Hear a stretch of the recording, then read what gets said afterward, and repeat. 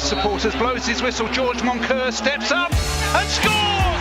Bottom corner of the net. The goalkeeper was very close, and it's John. He lets in a low cross, and a Smith turn in, and Leyton Orient are back on level terms. Come to James, he shoots. Oh, and a goal from Tom James. That was a volley, and that was. It's a low cross. It's an inviting cross, and it's been turned in by Theo Archibald, and he celebrates in front of the travelling faithful. Welcome to Orient Live. The O's are on the road again, and we continue our month of away games as we face Harrogate Town this afternoon, and the O's are looking to get back to winning ways following Tuesday night's 2-0 defeat to Wimbledon, and I'm absolutely delighted to be joined in the studio by Andrew Butler and Orient legend Jabbo Ibrahim. And boys, it is another away game. It feels like we haven't been in E10 for a while, and we won't be for a while, but it's hopefully another chance to pick up 3 points on the road. Yes, certainly to a chance for us to put kind of Tuesday's performance to bed as well, because the game was pretty poor. It wasn't a terrible performance by any means, but it was a shame to lose that game in the manner that we did. And you know, if you're talking about away games, probably Harrogate is one that you'd be looking forward to in terms of the ability to get 3 more points on the board. We won't dwell on Tuesday night too much, but you hope and expect that today's game will be, hopefully the ball will be in play for a little bit longer. Hopefully there'll be less fouls. Hopefully it will be a bit more of a free-flowing game, and it will probably be a different test to that ferocious one on Tuesday night against Wimbledon and the tests they posed. Yeah, I think so. Well, the less said about Tuesday, the better.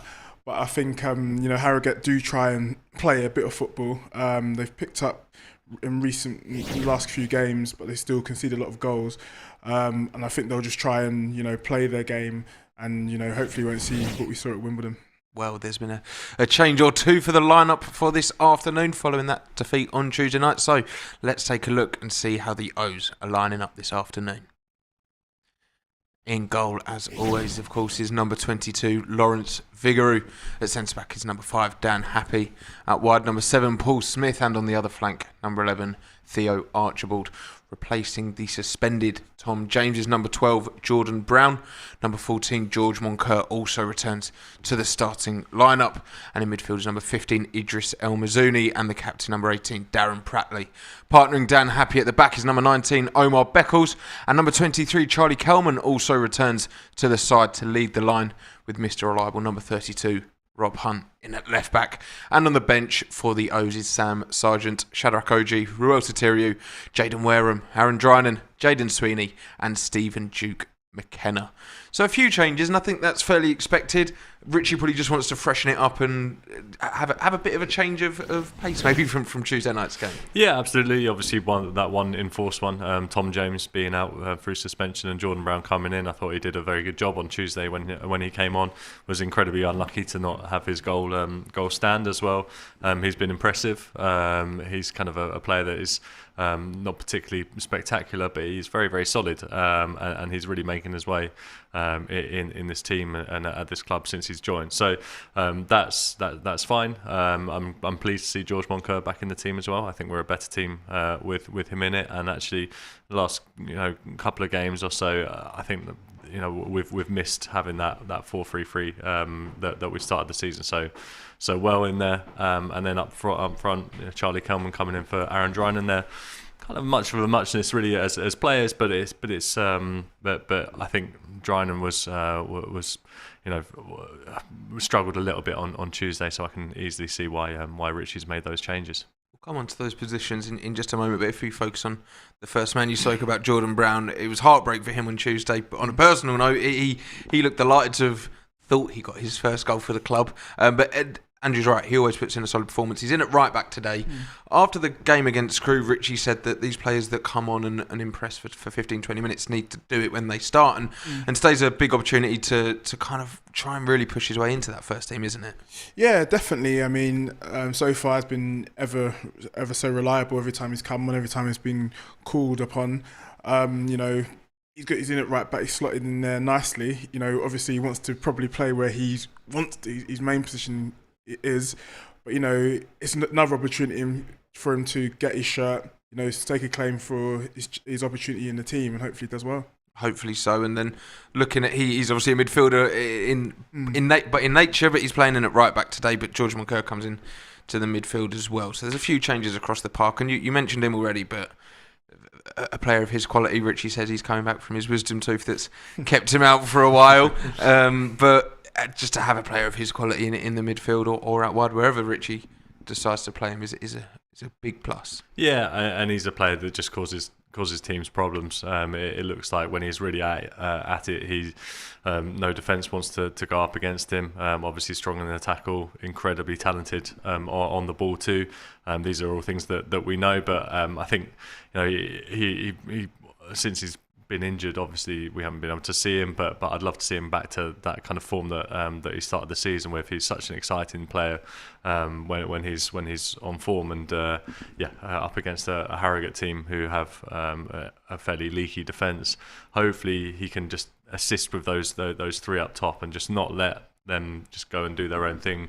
Just be the person who pushes on a little bit and then creates kind of the fourth man up top. Because it's a different setup to when you've got Ruel playing in that number 10, isn't it? It's quite a different link between the midfield and the attack. Yeah, absolutely. I think George Moncur links the play incredibly well. He'll look to find Smith and Archibald out on the wings, but also maybe slot Kelman through as well with some through balls, and also just not afraid to have a shot himself with his right or left foot. So I think he provides an incredible threat. Hopefully he can get around the pitch well as well, and just not think that it's not his responsibility to provide that cover for Pratley and El Mazouni. It's a tough task, but Moncur is capable of doing it. Certainly is, and looking at Moncur going forward, he'll have to supply the attackers, as Andrew said. He'll be playing it out wide, but through the middle and into Charlie Kelman's a big one today.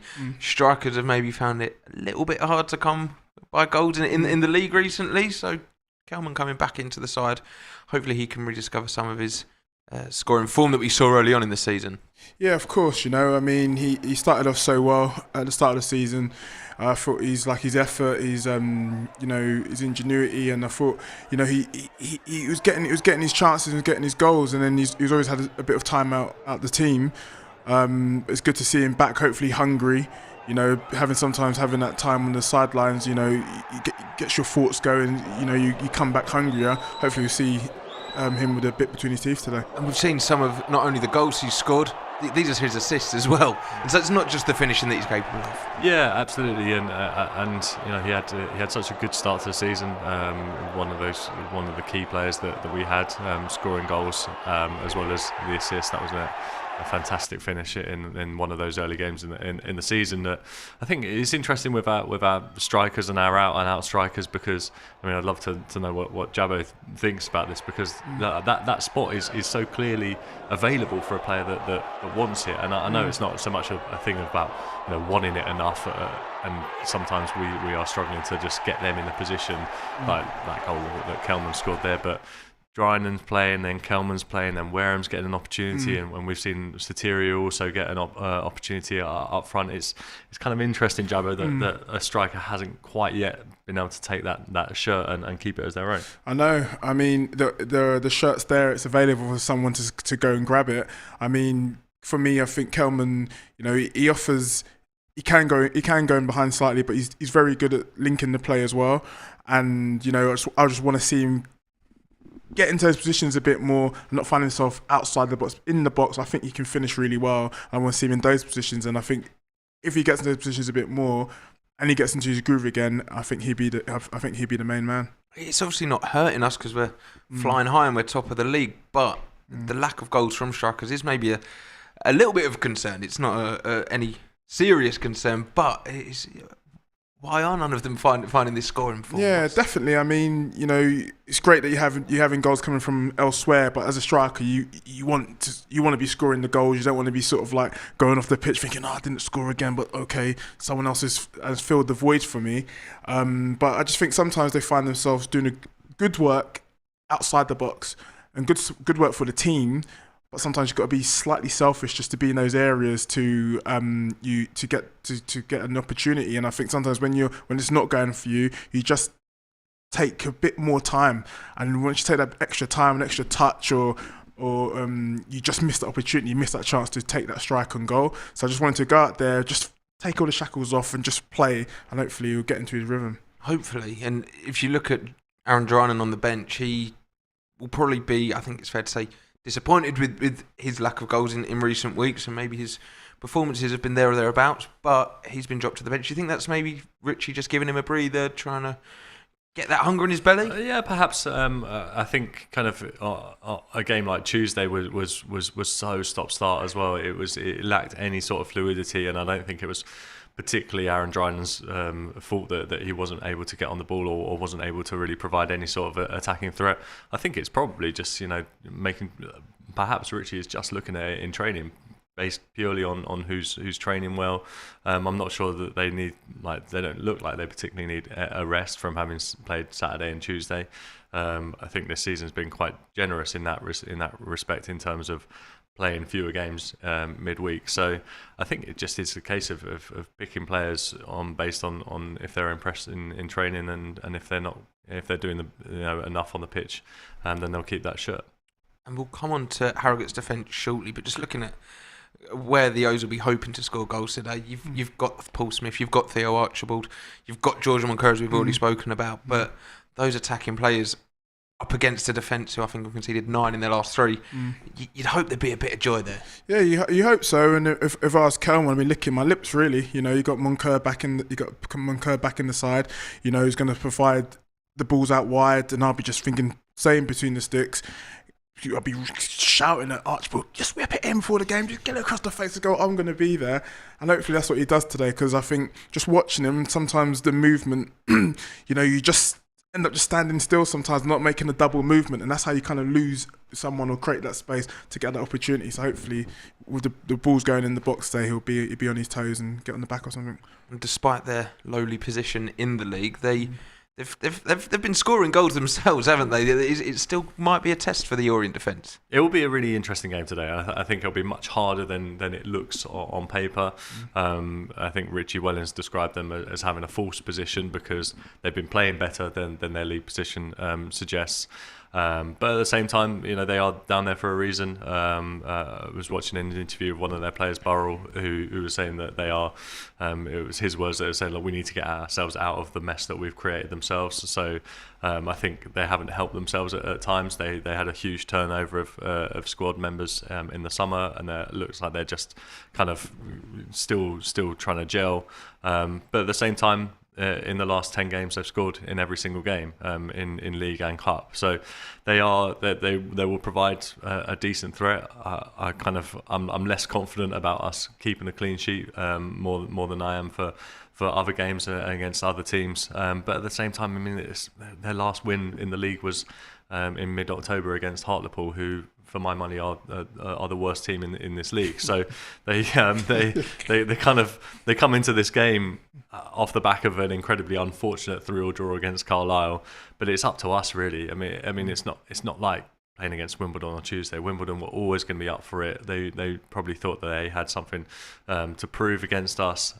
Whereas with Harrogate, it's up to us really to take the game to them and show them what we're about and get all 3 points. Just touching on Tuesday night, then quickly defensively, we weren't actually that poor. The first goal was a bad deflection, and there was some good defensive work in the second goal they scored as well. So it maybe flattered Wimbledon a little bit, but Dan Happe and Omar, it's not like they're out of form or anything. They're still on fire. I mean, they're phenomenal, I mean, I think 10 clean sheets this season so far.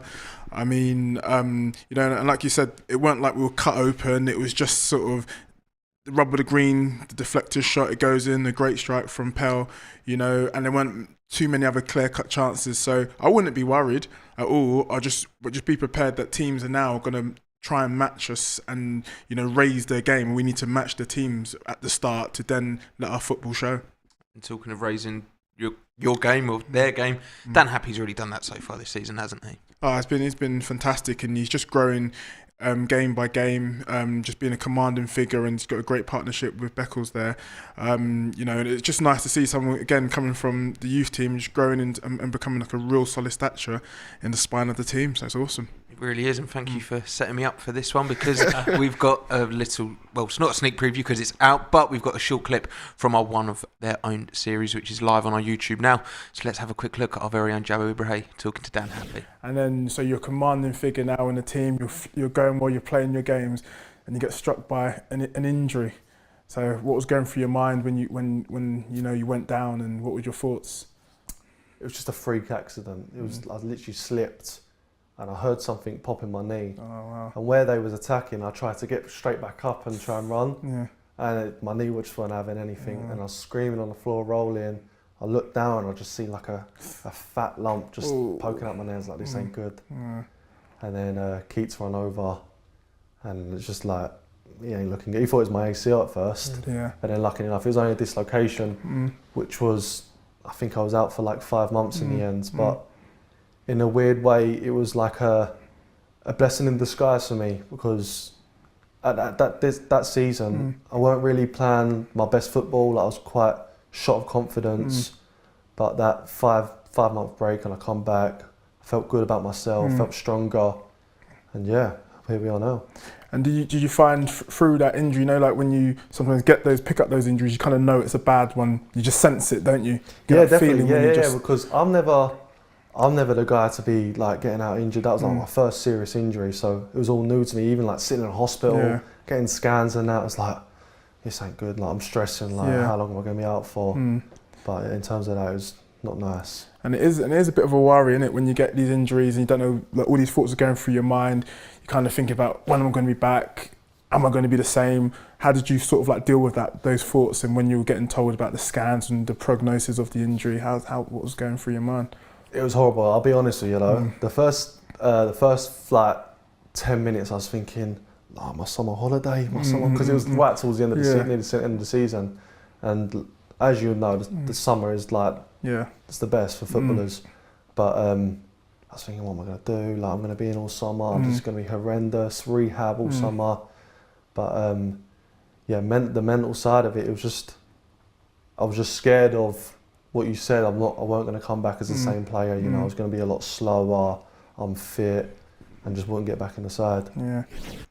Some really great stuff there on our One of Our Own series, and as I said, it's all available to watch on the YouTube, the full 40-minute version there. And I think Jabo's got his eyes on the presenter's job there as well. He's doing well with the questioning, Jabo. Well done. But now let's take a look at the home side for this afternoon's Harrogate Town FC are the opposition. So in goal for Harrogate is number 21, Pete Jameson. Number 3, Joe Mattock. Number 4, and the captain is Josh Falkingham. Number 6, Warren Burrell. Number 9, Danny Grant. 15, Jaheim Headley. Number 16, Alex Patterson. Number 18, Jack Muldoon. Number 20, Kane Ramsey. The top scorer with 5 goals is number 28, Matty Daly. And number 29, Luke Armstrong.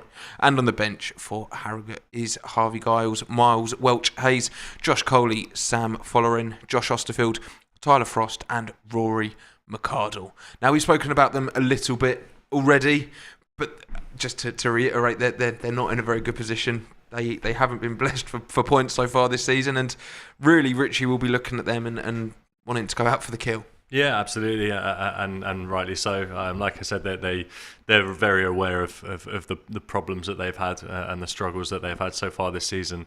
As I just mentioned, their last win was in mid-October against Hartlepool. So they have been struggling for form. They had this unbelievable game on Tuesday night where they conceded an equaliser in the 93rd minute to draw it 3-3. A very good game for the neutral, but terrible for them, because I think that they're slowly kind of clicking into gear in some respects, but at the same time just shows that their defence is leaky and they can't see out a game. So that should give us a lot of encouragement. They've got some good players in that team. They probably less settled than they have been since they've arrived into the Football League in the last couple of years. But yeah, we've got more than them. They have. So hopefully we can make it show. And we don't want to get ahead of ourselves, but hopefully this could be a good opportunity to rebuild some confidence. Probably took a bit of a knock, no matter what people say. It would have knocked confidence a bit on Tuesday night. Hopefully this could be a good opportunity to try and rebuild that.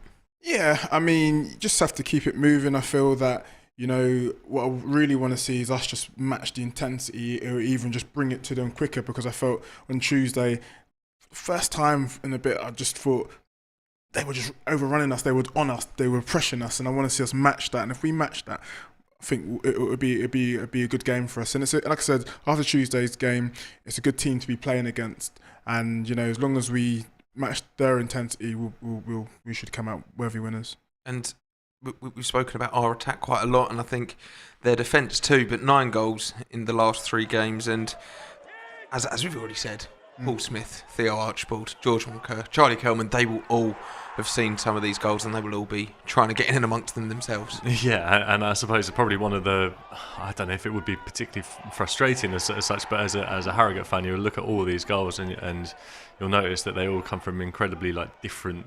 They're all different types of goals, so they can concede in so many different ways.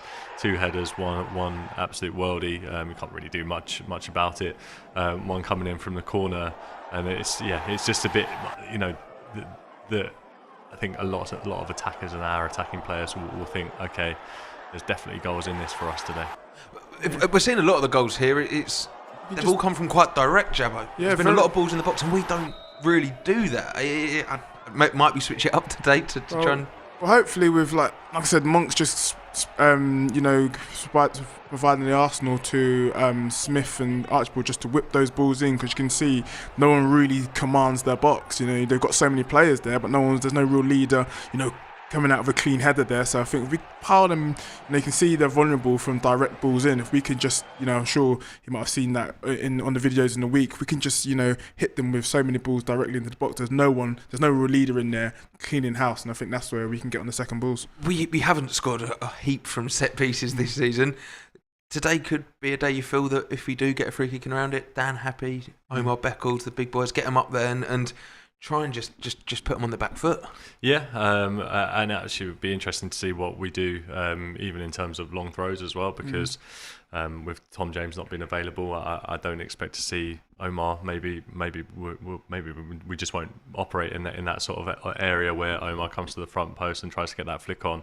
I mean, it'd be just nice to score any goals, obviously, Ollie. But yeah, getting someone like Omar and Dan Happe on the score sheet would be excellent.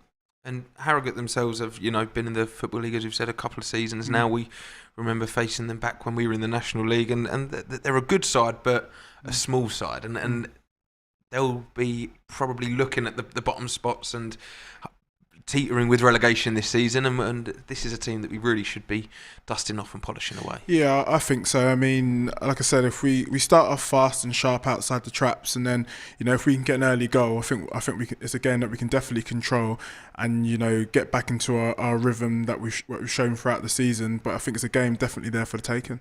They haven't scored too many themselves. You've got Matty Daly with 5 goals. You've got Alex Patterson with 4.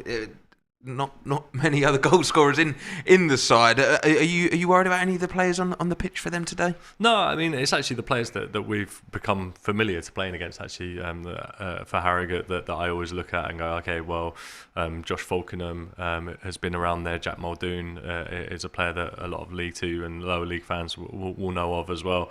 But you're right. I mean, in terms of their attacking threat, not like it's not.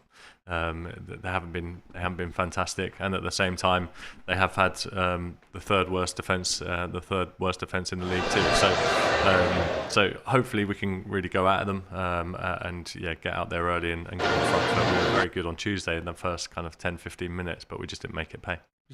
We didn't, and you hope that we'll be doubly fired up, and I think Richie probably will have had them after the game and in training all week, and it's a long journey to make, but you expect them to be fired up against them today. Yeah, they'll be ready, and I think Richie's message has been consistent throughout. You know, I don't think it gets too high with a win, don't get too low with defeat. So I think they've had a great attitude throughout the season. I think they'll go and handle business today.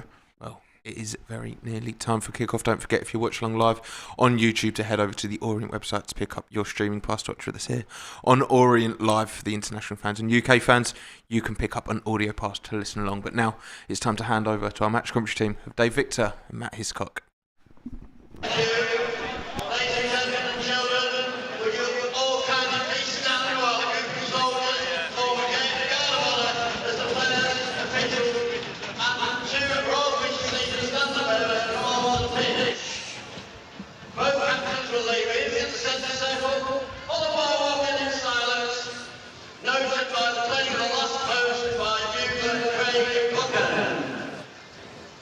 The silence start and end on the referee's whistle.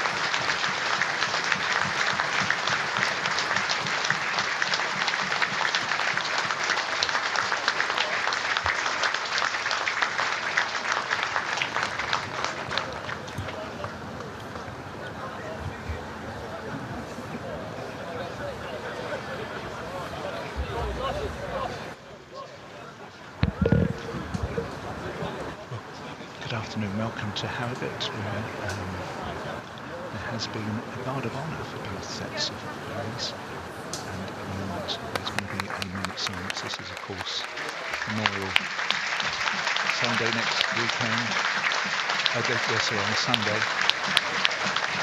There is going to be the last post. Harry Burton is the man who is going to do that honour. Two captains in the centre of the field at the moment, and both sets of players around the centre circle.